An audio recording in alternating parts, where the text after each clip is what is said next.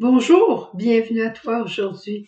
Bienvenue à toi pour cette capsule du carême, la 5e semaine du carême. Capsule que l'on fait à partir de notre tableau de carême, Voyez comme il s'aime. Tu trouveras dans la description en bas le lien sur lequel tu peux cliquer pour avoir le tableau si tu ne l'as pas encore. Aujourd'hui, nous en sommes, comme je disais, à la 5e semaine où Jésus ressuscite Lazare. Cet évangile de dimanche va colorer toute notre semaine. Jusqu'à date, ça a été extraordinaire. Moi, j'ai vécu un très beau carême avec des vrais pas de conversion et l'Esprit est à l'œuvre. S'il a poussé Jésus au désert, il nous pousse aussi pour l'accompagner. Aujourd'hui, le personnage central de l'Évangile, c'est Jésus. Jésus de Saint Jean, qui en est à son 7e grand signe qu'il donne, alors qu'il vient, il a guéri, il a rencontré la Samaritaine, il a fait des rencontres avec des catéchèses extraordinaires. Aujourd'hui, Jésus affronte le dernier ennemi et c'est la mort. Et Jésus va venir se dire lui-même à travers cet évangile. Jésus va affirmer « Je suis la résurrection et la vie ». Et on va voir des témoignages de foi extraordinaires de la part des sœurs de Lazare. Marthe va dire à Jésus « Je le crois, tu es le Christ, le Fils de Dieu ». C'est pas rien ce qu'elle dit là. Puis un peu plus tard, Marie va dire « Seigneur, si tu avais été là, mon frère ne serait pas mort, parce que je crois en toi. » Le récit nous donne aussi de l'espace pour affirmer notre propre foi. Est-ce que nous avons la foi, nous autres, jusque-là, pour dire « Je le crois, Seigneur, mon frère peut ressusciter. » Eh bien, on va avoir la chance cette semaine de vivre cela. Parce que regarde, Jésus nous dit « Viens avec moi pour vivre.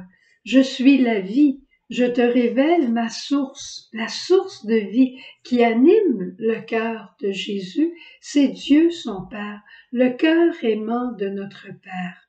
Comme moi, tu diras « Père, je te rends grâce de m'avoir exaucé. » Jésus, lui, il va dire à son Père « Père, je te demande quelque chose, je te demande la résurrection de Lazare pour que les gens croient. » Hein? Il est tellement certain que ce qu'il demande, c'est la volonté du Père, qu'il se permet d'être très explicite dans sa manière de le faire. Les deux sœurs vont avoir une manière un peu plus subtile. Elles vont dire simplement, elles feront pas une demande officielle, mais elles vont faire part des choses. Celui que tu aimes est malade. Ça ressemble un peu à Marie à Cana, dans la délicatesse, dans la douceur, quand elle dit à Jésus, « Jésus, ils n'ont plus de vin. Je ne te dis pas quoi faire, mais je t'expose simplement un problème qu'on a. » Rien n'est demandé en direct, mais le fait d'exposer un problème dit notre foi. Et en même temps, tout est attendu. Et ça ici, ça vient réveiller notre espérance. Et Saint Augustin a dit une phrase très belle qui dit « Il suffit, Seigneur, que tu le saches, car tu n'abandonnes jamais celui que tu aimes. » Alors, devant ça, cette semaine, l'Esprit nous souffle. Qu'est-ce qu'on va faire? Espère en Dieu par providence. Même ce qui te semble mort en ta famille peut encore revivre. Tu te souviens, notre thème, c'est « Voyez comme il s'aime ». Et le premier noyau d'amour fraternel, familial, c'est notre propre famille. Il va de soi.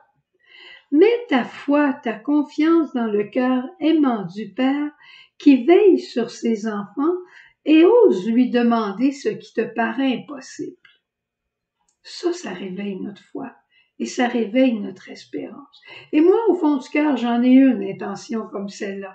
Alors, je peux te dire que je vais la présenter à tous les jours. J'en ai plus qu'une parce que plusieurs me sont confiées. La communion, c'est le rêve de Dieu. Le bonheur de chaque homme, la réconciliation, c'est le rêve de Dieu. C'est son identité même de Dieu. Dieu est essentiellement amour, communion. Alors, on va le remercier d'avance de la nouvelle charité qui se vivra dans notre famille. On va le remercier d'avance de ce qu'il va faire cette semaine. Alors, moi, je vais tout de suite. Seigneur, tu es Père, tu es mon Père, tu es notre Père. Et parce que tu es notre Père, on sait que tu veilles sur nous. Tu vois cette situation qui nous apparaît impossible dans notre famille? On te la présente, puis on te remercie de l'heure que tu auras choisie pour venir tout régler. On sait que Jésus n'est pas venu tout de suite quand il a appris que Lazare était mort, mais il est venu à ton heure. Et on sait que ton heure est la vraie et la bonne heure. On te fait confiance. Amen. Au revoir. On se retrouve demain.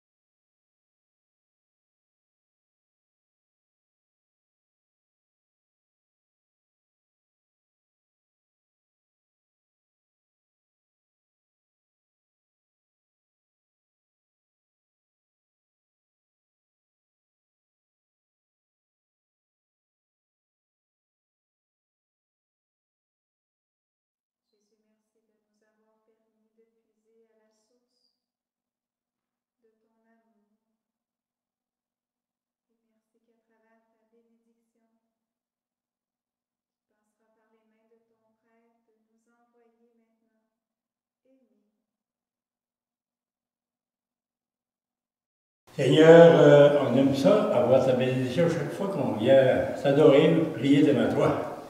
Alors, tu envoies, le Seigneur t'envoie en mission. Autrefois, les 72, c'était nos ancêtres qui sont partis. Jésus avait dit, guérissez les malades, chassez les esprits mauvais, et allez. Ils sont partis, puis ils sont venus tout heureux d'avoir vu les merveilles que le Seigneur avait faites, comme pour les apôtres. Alors, il t'envoie en mission. À travers la bénédiction, je vais demander que le Seigneur t'accorde les mêmes grâces que les 72 premiers qui sont partis en mission, afin que tu reviennes tout heureux ou heureuse d'avoir vécu les mêmes événements que les apôtres, la même voie, que les disciples ont vécu cette semaine-là. On a du Père et du Fils et du Saint-Esprit. Amen.